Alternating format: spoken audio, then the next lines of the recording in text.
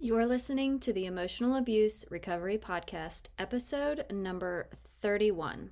I cannot tell you how many times people have asked me this question and how many times I've asked it of myself. The question is this: how do I tell the difference between narcissistic behaviors in other people and the old programming and fears that I have inside of myself? And this is a really heavy topic. Believe me, I know, because I've asked this question to myself 1,000 times. It's scary after you finally escape a narcissist. You've already doubted yourself because of their criticisms and their control of you and their brainwashing and the conditioning. You probably feel a lot of anxiety because it seems like everyone you meet is a narcissist. But how do you tell the difference? How do you know who is and who isn't? And if it's you or if it isn't you? This is one of the most challenging things we face as survivors of narcissistic abuse. I remember this really clearly. It was about 3 weeks after I escaped the narcissist, and I was already moved out, and the kids were with their dad that weekend.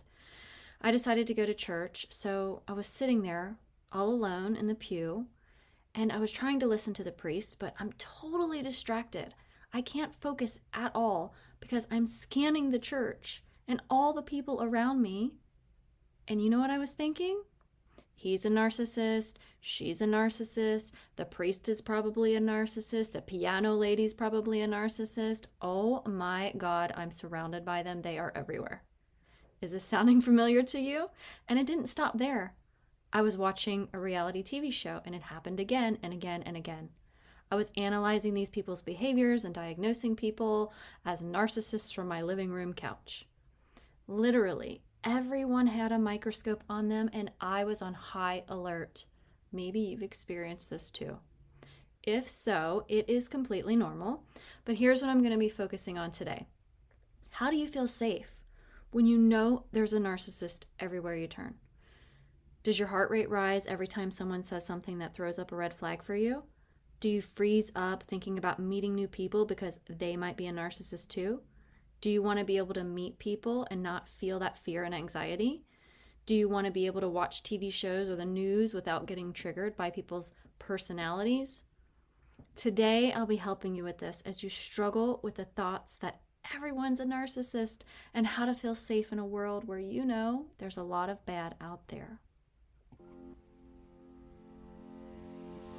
Welcome to the Emotional Abuse Recovery Podcast, a podcast specifically designed to help you heal after a toxic or narcissistic relationship. This podcast teaches you to use your subconscious mind to go from feeling stuck to set free. In here, you will learn how to use the power of your own mind to free yourself from emotional pain, move forward with confidence, and experience the inner peace you deserve in your healing journey after emotional abuse. I'm your host and subconscious reprogramming coach, Allison Dagny. So let's get started. So if you're anything like me, you've probably already done a lot of research and a ton of reading and a lot of watching videos and personal education on this topic. It is really important to note that you and I are not in any place to diagnose any person. I am not a psychologist or psychiatrist or mental health evaluator of any type, so labeling someone with a personality disorder would be unfair. However, it is important for your safety to be able to recognize what kinds of traits narcissistic abusers have so that you can avoid this in the future. And there is absolutely nothing wrong with that. You have every right to protect yourself from harm, and understanding things on a deeper level can be extremely empowering to victims and survivors. Narcissistic abuse is very complex. There are different kinds of narcissists as well as differing levels of severity. You have the covert kind, the overt and malignant. There are communal and antagonistic, and there are subtypes like the somatic and the cerebral. Let me just say this.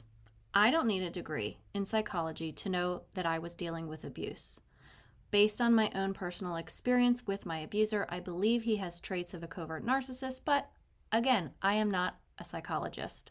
But to my knowledge, he has never been formally diagnosed. And you've probably experienced the same, especially if the person who abused you refuses to take accountability and or see a professional about it, which was the case for me. So you can do your own research, and you probably have. You can learn all the things about narcissism and probably connect a lot of dots to your personal experiences with someone you suspect is narcissistic. A simple Google search, reading some books, and watching some videos can give you a really great idea about what to look for in someone to determine if they are narcissistic. I'm going to make the assumption here that if you're listening today, you already have a pretty good understanding of what narcissism is. You might be thinking that the source of your anxiety is because there are narcissists around every corner. But the real reason you're feeling that fear and worry is actually coming from inside your subconscious mind. Empowering yourself with education on narcissism is absolutely going to help you feel prepared because now you know what to look out for. But the problem is, you can even be an expert on personality disorders and still feel really unsafe. You can know all there is to know and still feel scared to enter into another relationship. You can feel like you have a degree in narcissism, yet still feel unsafe. Knowledge isn't what actually keeps you feeling safe. It helps, but it isn't the driver. So where is that feeling of insecurity and fear really coming from? It's coming from inside your subconscious mind.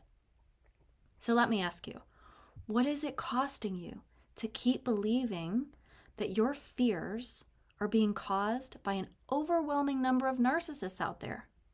For me, it was costing me my peace. I couldn't even enjoy church. Today, I will be bringing the focus back to you because I love working with what's in your control. And this is what I do in my coaching program with my clients. In the beginning is where you start to feel fear and anxiety. You begin to question this new person. Everything they do is worrisome. You're on guard, constantly looking for signs and red flags. This isn't a bad thing. It's your mind's way of keeping you safe. Your mind knows how awful that experience was before, so it's trying to keep you from experiencing it again. Touch the hot stove once, but not twice, right? You've done all the research and self-education, but you still feel afraid and nothing changes. And the reason nothing changes is because you haven't gotten to the source of the fear, which again is your subconscious mind. So what can you do? Are they a narcissist, or are you just on edge and relying on the trauma response of flight, as in flight or fight, to get you the heck out of there? If you have a piece of paper and a pen and you aren't driving, I'd love for you to write this down and write these words down just like this. I can trust myself to protect myself from abuse. I'd love to invite you to experience how it feels to say those words. Does it feel good to you, or does it feel not so good? Does it feel solid or a little shaky? Does it feel icky or something you can relate to? If your first thought is, it doesn't feel good to say, I can trust myself to protect myself from abuse, then it needs some investigating and probably some work on your part. Maybe this wasn't what you were expecting, but trusting yourself is really the cornerstone of getting out from under this fear. You don't really have to know if it's narcissism, and here's why. Because abuse is abuse, and if the relationship hurts, if it leaves you confused or feeling self-doubt or low self-worth, if you're having high anxiety or depression or mood swings, memory loss, or unexplained physical ailments that you've never had before, then the relationship is no good for you, and it doesn't matter if they are a narcissist or not. The big question is, do you truly trust yourself to protect yourself from abuse? And if not, let's figure out why and fix it. Some people think, if I just know everything there is to know about narcissism, I'll be able to protect myself. And though this is really beneficial, if you don't trust yourself to protect yourself, well, you'll still feel afraid. Now, let's fast forward to a new relationship. I know you're probably thinking, what if they're nice in the beginning, but then they start showing red flags later? And what if I'm just being overly sensitive and critical because of my trauma? Maybe they aren't a narcissist at all, and I'm just going to ruin a good thing. What is happening here is that your conscious and subconscious mind is arguing. The conscious mind is that logical part of the mind that runs 5% of the show. It knows when things are reasonable or unsafe. But the subconscious mind is really what's running the show, with a whopping 95% on its side. So if your subconscious mind is repeating thoughts that are creating fear for you, even if your conscious brain says something else, it won't matter. The 95% is too strong and wins that battle every time. This is why I work with what's inside your subconscious mind so we can get it working for you instead of against you. So let me give you an example. One of my clients was in a relationship with a new man, and she had previously been abused by a narcissist for a really long time, but she really liked this new man and she wanted to be in a relationship with him. When she came to me, she was second-guessing herself constantly. I could hear the arguing going on between her conscious and subconscious mind. So she would say, I just can't trust him, but he's never given me any reason not to. The part where she said, I can't trust him, is the subconscious mind, and the he's never given me a reason not to is the conscious mind. But, as I said before, the subconscious runs 95%, so that is what will win out every single time, and she will continue not to trust him, even though he never gave her a reason not to. So you can imagine how this relationship is going to turn out if she never trusts a man who she really wants to be with. It's not going to end well, and probably going to end soon. She wanted to trust him, but her subconscious mind was telling her no. After she talked about it more, she revealed something from her subconscious mind. She would tell me how she wouldn't believe anything he told her. She had this recurring thought that he must be lying. So anytime they had a conversation, she was skeptical and she was questioning him about everything. On the receiving end of this, her partner was becoming increasingly frustrated and she was wondering if he was a narcissist. So let's look at this logically. This client of mine flat out told me that her partner had never given her a reason not to trust him. So I asked her, so if he's never given you a reason not to trust him, who is it you really don't trust? After thinking about this, she said to me, I think it's me. So I asked her, if you did trust yourself, what would you be believing about your relationship? And this is where it gets good. This is what she told me. I would believe that I can identify narcissistic traits easily. And I would be believing that I can stop the relationship at any time if I feel uncomfortable. And I'd be believing that I won't ever be controlled like that again. And what this told me was that she wasn't believing these things about herself now. She was actually believing the opposite, that she can't identify narcissistic traits, that she can't stop the relationship at any time, and that she will be controlled like that again. And as you can see, if those are the thoughts running wild in her subconscious mind that runs 95% of the show, it's no wonder she's constantly untrusting of herself and of him. And by not trusting herself, she also wasn't trusting him. And this includes people who never give you a reason not to trust them. The more trust you have in yourself, the less you need trust in others. If they show up as trustworthy people, that's an amazing benefit to a relationship. If they don't, then you can trust yourself to see yourself out. It's not the trust that actually keeps people from betraying us or hurting us. That doesn't do anything. It's just icing on the cake. So, we worked together on this for a few weeks as she practiced reprogramming these thoughts. It wasn't about trying to identify narcissistic traits. It was about learning to trust herself so that even if a narcissist shows up in her life, that she trusts in herself to be able to take care of herself, protect herself, and make the best decisions for herself, no matter what. The reality is this: there are bad people out there. There are also good people out there. But the only way we can feel safe is to trust ourselves first. When we trust ourselves, it becomes easier to trust other people until they give us a reason not to. And then we have choices to make. This is important. You need to be aware if you actually are safe or if you actually are not safe. So I want to make sure that's really clear. If someone is harming you and you are not safe, That is different from just feeling afraid because you know there are bad people out there or there are narcissists lurking around every corner that can hurt you. And two things can be true at the same time. You can feel safe and know there are bad people out there who can hurt you. You can remove the fear and still be cognitively aware that there are dangers. It's the same way you cognitively know that there's a chance of having a car accident if you drive, but you don't feel afraid every time you get behind the wheel. You can recognize threats but not carry the fear with you constantly. So let me ask you this. If you were walking in the dark and there was rough terrain and predators lurking in the shadows, who would you want holding your hand? Would you want someone who is afraid or someone who isn't afraid? Isn't the person who isn't afraid going to be way better at seeing and hearing threats? And isn't that person who isn't afraid going to be calm as they walk along so they don't stumble and take you down with them?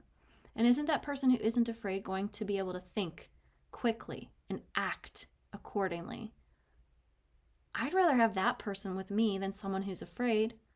You might be with somebody who's afraid and they can have a panic attack in the middle of the dark. Would you want to be with that person, or would you want to be with the person who is not afraid? So the point I'm trying to make here is you have to be that person for yourself. You have to remove the emotion. And we do this by reaching the beliefs in the subconscious mind and releasing them. Then we can show up very differently around people who we suspect might be a threat to us. We can think clearly. We can assess logically. We can interact effectively. We can communicate appropriately. Or we can decide not to interact or communicate with these people at all. I used to struggle with this myself, but after I trained my brain differently, I see the traits in people, but I no longer carry the fear. Basically, what this boils down to is one thing: trusting you and removing self-doubt. And the way you build trust in yourself and remove that self-doubt is by removing those things in the way, and those are the subconscious beliefs that are running on autopilot that create the feelings of mistrust in yourself. We have to uncover them and release them. And then you end up reprogramming your mind to think differently automatically so you can feel that sense of self-trust again. And when this happens, the focus isn't on if they are a narcissist or if they aren't a narcissist. It's on, I can trust myself to protect myself from abuse. That sentence I had you write down at the beginning of this podcast episode. So, show your mind how you can and how you have protected yourself in the past. And keep reminding yourself that this is also possible for you. So I work with women all the time with trusting themselves. There's an entire lesson dedicated to this in my 12-week program. And if this is something you struggle with and want some deeper support for your own healing, schedule a free one-on-one connection call with me from the link in the show notes, or you can always reach out to me on Facebook or Instagram in the DMs. Thanks for listening, and I'll talk to you next week. Thank you for being here with me today in the Emotional Abuse Recovery Podcast. I hope you found value here with me. If this podcast episode was helpful to you, I'd love for you to hit subscribe and leave me a review. My goal is to help you go from feeling stuck to set free. You can find me on Instagram and Facebook, and you can check out whentearsleavescars.com for more resources and information to help you with your own emotional abuse recovery. Until next time, here's to believing in